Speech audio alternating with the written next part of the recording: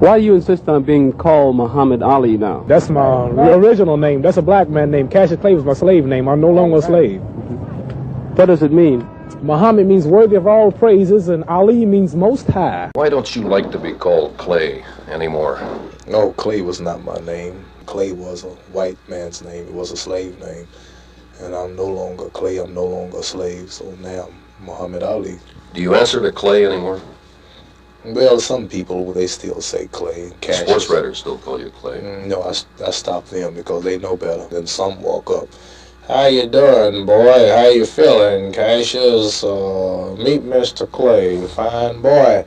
Then I have to straighten him out because he's agitating, acting smart and bossy. But it's according to how they approach me. I'd like to say something right here. You know, Cassuis Clay, yes. Why do you want to say Cassuis Clay when Howard Cosell and everybody is calling you Muhammad Ali? Now, why you got to be the one of all people whose color to keep saying Cassuis Clay? Howard Cosell is not the one who's going to fight you. I am. You making it really hard on yourself now. Well, why don't you keep the thing in the sport angle? Why don't you call me my name, man? Well, what's your name? You told me your name was Cassuis Clay a few I years never ago. told you my name was Cassuis Clay. My name is Muhammad Ali, and you will announce it right there in the center of that ring after the fight if you don't do it now. For the benefit of this broadcast, him, all right? You just acting just like an old Uncle Tom. Another Floyd Patterson. I'm going to punish you. Let me tell you something, man. You ain't got no Back off of me. Don't call me no Uncle Tom. That's what you are, Uncle Tom. Why are you going to call me Uncle Tom? I ain't do nothing. You heard me. Just back off of me. And so, ladies and gentlemen, as the two contestants prepare for battle right now, back off of me, man. Back off of me, man. Another interview has been recorded for posterity.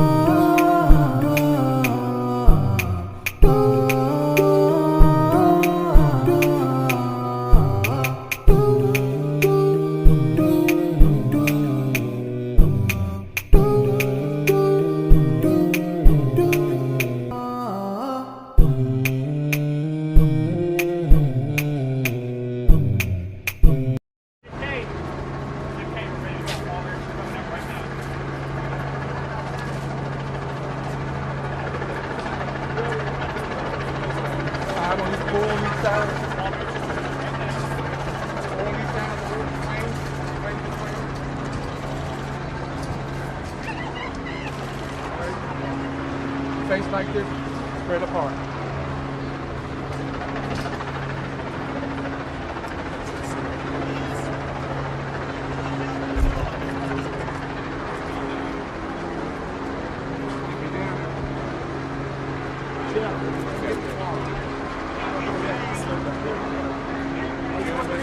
Come down.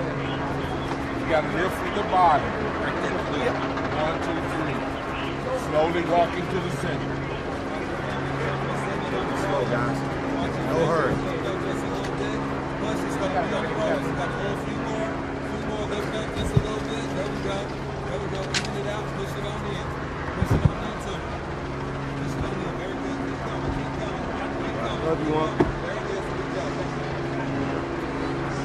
All right, gentlemen, if you would move to your cars, please.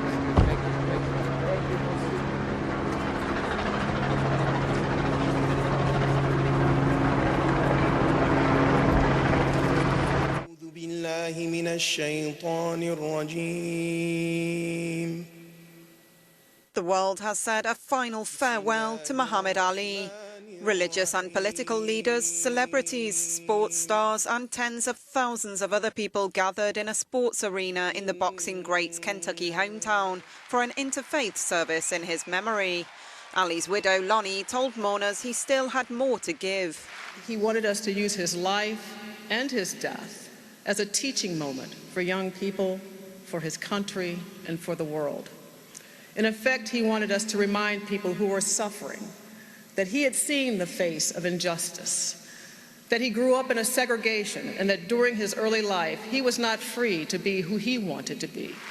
Actor Will Smith was among the pallbearers. He played the title role in the 2001 film Ali, and former US President Bill Clinton gave a stirring tribute.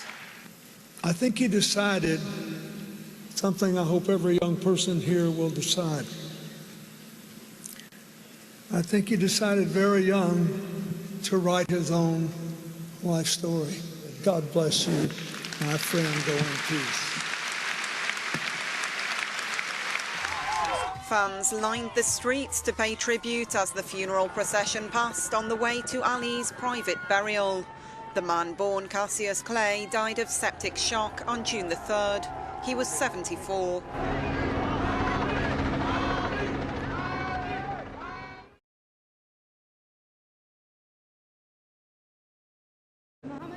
I'd like to know what you're going to do when you retire from boxing. When I retire from boxing, I really don't know. I want to say something right here. This might make you all think. Get ready to meet God. Owning real estate, going in business, teaching boxers, that won't get me to heaven. How many here believe there's a supreme being, believe there's a God? How many believe there's some power that made the sun, the moon, the stars? How many believe that this stuff didn't just come out here? Somebody wiser than us made it. How many believe there's a God? How many believe there's not a God? All right, if I told you who don't believe in God, if I told you that this glass sprang into existence, this glass made itself, no man made this glass, would you believe it? If I told you this television station popped into existence, no man made it, you said Muhammad Ali's crazy. All right. If that glass couldn't make itself, if this building didn't make itself, then how did the moon get out there? How did the stars and Jupiter, Neptune and Mars and the sun, how did nature, how did all this come here if didn't know why is something planning to make it?